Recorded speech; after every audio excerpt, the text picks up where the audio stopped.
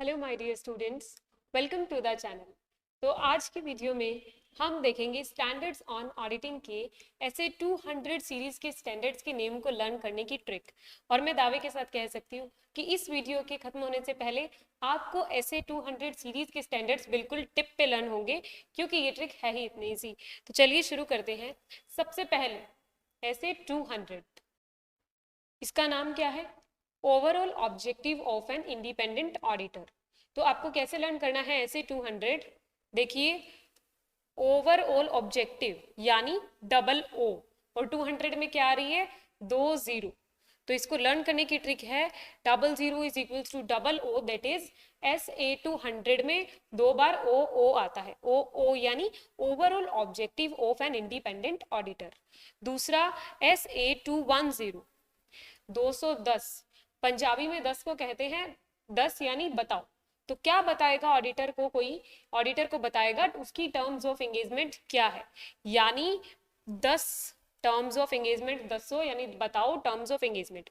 अगर आपको ये वाला समझ नहीं आया पंजाबी वाला, तो दूसरा ऑप्शन ये है कि जब आप 210 लिखते हैं तो 1 के ऊपर एक लाइन बनाते ही वो बन जाएगा TO, यानी टर्म्स ऑफ एंगेजमेंट।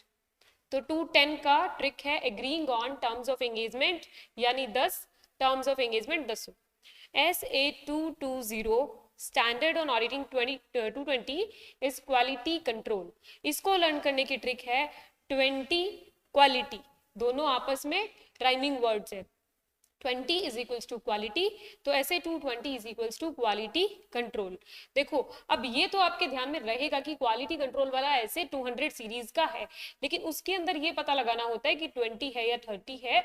तो उसके अंदर आपको 220 से क्वालिटी कंट्रोल याद रखना है। फिर 230 कैसे याद रखेंगे? तो उसका है आपका 230, 2 और 3, यानी कि 2 से 3 डॉक्यूमेंट्स, 2 से 3 documents. So 230 is audit documentation. फिर आपका आया SA240, 240, 4 से 40, 4 से फ्रॉड, 240 यानी रिलेटेड टू फ्रॉड। तो इसकी ट्रिक मैंने लिख दी है 40 एंड फ्रॉड।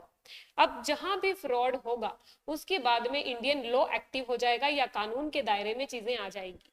तो वैसे ही फ्रॉड की अगला standard SA250 is related to law and regulation, यानी consideration of law and regulation in audit of financial statements. Learn करने का तरीका क्या हुआ? 40 फ्रॉड और 50 अगला है उससे, इसीलिए वो है law and regulation.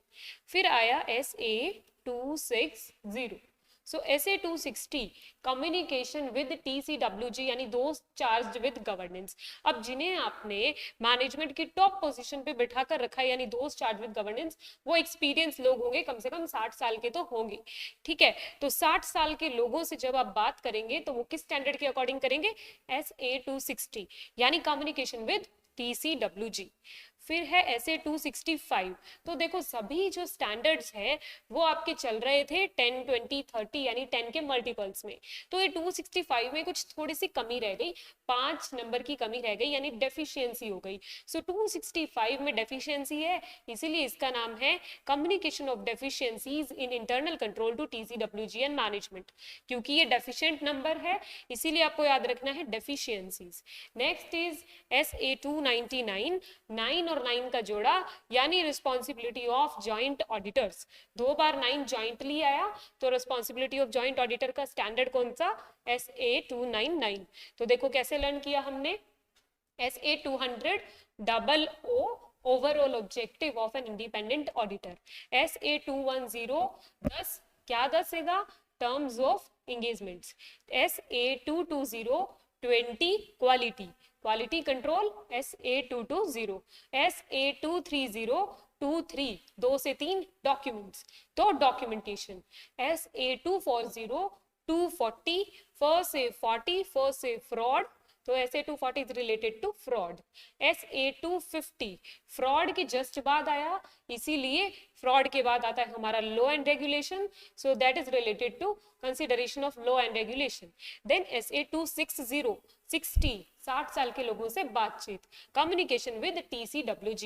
Then 265 65 deficient number, so communication of deficiencies in internal control to the TCWG and management. Then SA299, 9 and 9 are joint there, so that's why this name is responsibility of joint auditors, SA299.